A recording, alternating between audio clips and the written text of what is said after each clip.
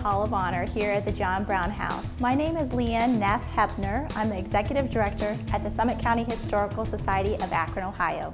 I'm here today to show you a little bit about some individuals of Akron and Summit County who have made a national impact.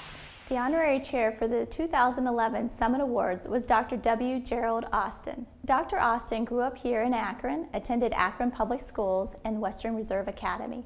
Dr. Austin actually went to MIT to become a mechanical engineer, but while there decided that he had a passion for science and in a different way. Actually, he became a cardiac surgeon and he graduated from Harvard Medical School.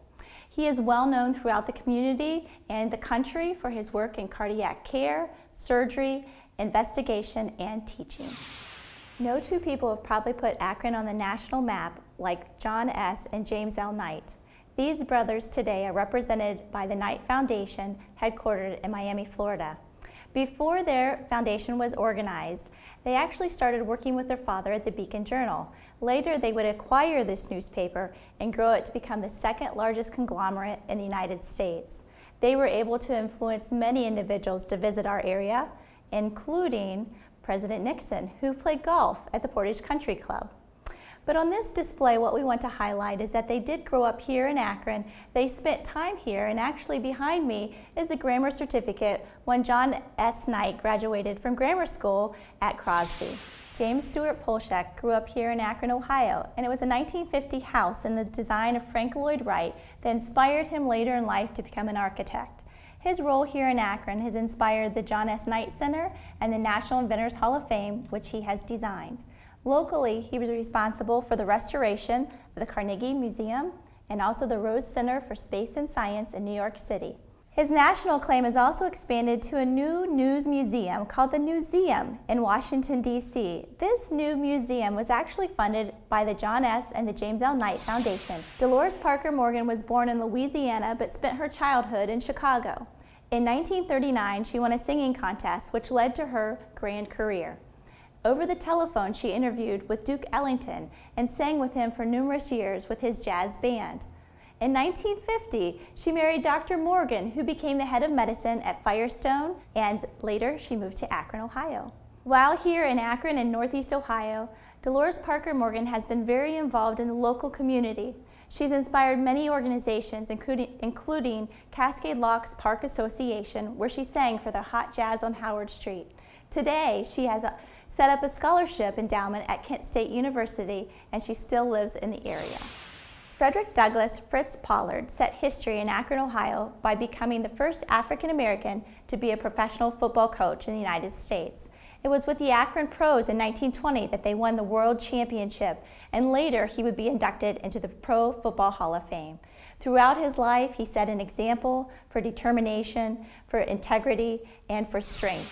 Lewis Miller grew up in Stark County and moved to Summit County when he started a business, the Buckeye Mower and Reaper Company. This company highlighted his main patent invention, the Mower and Reaper, which changed the landscape of America. Here in Akron, the Buckeye Mower and Reaper Company helped change the landscape of America. His design for the Akron Sunday School Plan also put a different conventional role into the program of the Sunday schools themselves. Based on the set of a spoke, those Sunday school classrooms then could gather in the congregation, making the unit more unified. His design and thoughtful enterprise for the Chautauqua Institute is thriving today.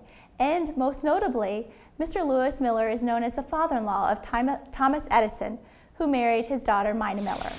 I love this picture of Shirley Frye Irving. This is when she won the Akron Championship when she was 13 years old. We use this photograph in our inaugural program so that young children reading it will understand that they have someone to emulate. It was on Exchange Street that Shirley Irving learned how to play tennis, and today the Mason Street courts are named in her honor. Shirley Irving became one of the most elite tennis players of our time. She's won every major open as a single and also a doubles player. She has 17 Grand Slam titles to her name, and in the 1950s, she was known as the Queen of the Tennis Courts. Parseghian grew up in Akron, Ohio with a passion for family and football. On the football field, he's extremely successful at Miami University for the Cleveland Browns and is a coach for the Notre Dame Fighting Irish. At home, he had some personal struggles that we actually highlighted in the 2011 Summit Awards program. We recognized him for his humanitarian efforts to help save the lives of children with Niemann-Pick.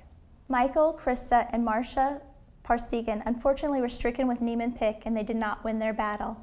It was because of his love for his grandchildren that Coach Parseghian has founded and started a program where he's working with national scientists to help end this disease.